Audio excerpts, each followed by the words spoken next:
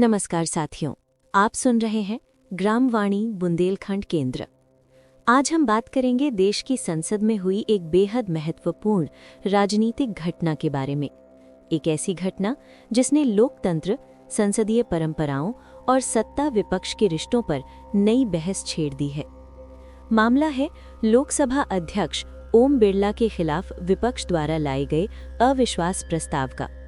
जरा सोचिए, संसद जिसे लोकतंत्र का मंदिर कहा जाता है, वहीं अगर निष्पक्षता पर सवाल उठने लगे तो मामला कितना गंभीर हो जाता है। इसी गंभीरता के साथ विपक्ष ने लोकसभा अध्यक्ष के खिलाफ अविश्वास प्रस्ताव पेश किया। क्या है पूरा मामला? संसद के बजट सत्र के दौरान विपक्षी दलों ने आरोप लगाया कि सदन की कार्यवाही निष्पक्ष तरीके से नहीं चलाई जा रही। विपक्ष का कहना है कि उन्हें अपनी बात रखने का पर्याप्त समय नहीं दिया गया, उनके मुद्दों को चर्चा में शामिल नहीं किया गया और कई मौकों पर उनकी आवाज दबाने की कोशिश हुई है। विपक्षी नेताओं का मानना है कि लोकसभा अध्यक्ष का पद पूरी तरह निष्पक्ष होना चाहिए। वो किसी एक दल या विचारधारा की तरफ झुका हुआ नहीं दिखना चाहिए। लेकिन विपक्ष का आरोप है कि हाल के सत्रों में ऐसा नहीं हुआ है। संसद में क्या हुआ? जब अविश्वास प्रस्ताव पेश किया गया तो सदन का माहौल गर्म हो गया। विपक्ष की ओर से नेताओं ने खुलकर अपनी नाराजगी जताई। उन्होंने कहा कि ये कदम मजबूरी में उठाया गया है। लोकतांत्रिक परंपराओं की रक्षा के लिए ये जरूरी था। बहस के दौरान तीखे शब्दों का आदान प्रदान हुआ। सत्ता पक्ष और विपक्ष आमने सामने दिखे। सदन में कई बार शोर शराबा भी हुआ, नारेबाजी भी हुई और माहौल काफी तनावपूर्ण बन गया। अविश्वास प्रस्ताव कैसे काम करता है, अब जरा प्रक्रिया समझते हैं। अगर किसी स्पीकर को हटाने की मांग करनी हो तो सबसे पहले लिखित नोटिस दिया जाता है। उसके बाद सदन में प्रस्ताव कर चर्चा होती है, फिर मतदान कराया जाता है। प्रस्ताव पास होने के लिए सदन के कुल सदस्यों का बहुमत जरूरी होता है, यानी आधे से ज्यादा सांसदों का समर्थन। लोकसभा में ये संख्या 272 के आसपास बैठती है। क्या विपक्ष के पास बहुमत मौजूद है? यही सबसे बड़ा सवाल है। राजनीतिक विश्लेषकों का मानना है कि विपक्ष के पास इतनी संख्या फिलहाल मौजूद नहीं है कि वो प्रस्ताव को पास करवा सके। ऐसे में ये कदम ज्यादा राजनीतिक संदेश देने वाला माना जा रहा है। मतलब ये सत्ता पक्ष पर दबाव बनाने की रणनीति हो सकती है, लोकतांत्रिक प्रक्रिया पर सवाल उठाने का तरीका हो सकता है। विपक्ष का पक्ष। विपक्ष का कहना है कि संसद में जनता की आवाज उठाना उनका कर्तव्य है।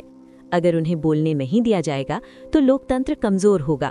उनका आरोप है कि महत्वपूर्ण मुद्दों पर चर्चा से बचा जा रहा है और संसदीय प्रक्रियाओं का सही पालन नहीं हो रहा। विपक्ष का ये भी कहना है कि स्पीकर को पूरी तरह निष्पक्ष रहना चाहिए। अगर निष्पक्षता पर सवाल उठते हैं तो जवाबदेही भी तय होनी चाहिए। सरकार का जवाब। वहीं दूसरी तरफ सरकार ने इन आरोपों को खारिज किया है। सरकार का कहना है कि लोकसभा अध्यक्ष ने नियमों के अनुसार ही कार्यवाही चलाई है। सत्ता पक्ष का दावा है कि विपक्ष अनावश्यक विवाद खड़ा कर रहा है और राजनीतिक माहौल को गरमाने की कोशिश कर रहा है।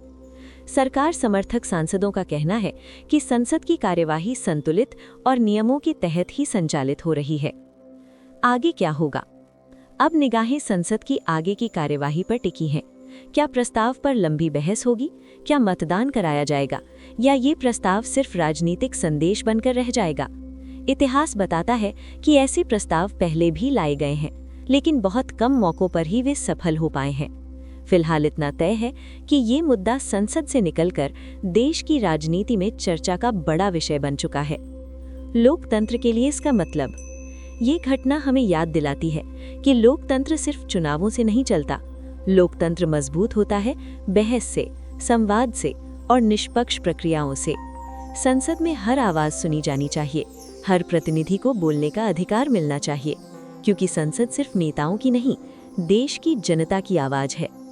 समापन। तो साथियों, आज हमने समझा संसद में चल रहे एक अहम राजनीतिक घटनाक्रम को। लोकसभा अध्यक्ष के खिलाफ लाया गया अविश्वास प्रस्ताव। आगे क्या होगा ये आने वाला समय तय करेगा, लेकिन लोकतंत्र की ये हलचल हम सब के लिए समझना बेहद जरूरी है। धन्यवाद। आप सुन रहे थे ग्रामवाणी बुंदेलखंड केंद्र। हम फिर मिलेंगे एक नई खबर, नई जानकारी और नई आवाज के साथ। नमस्कार।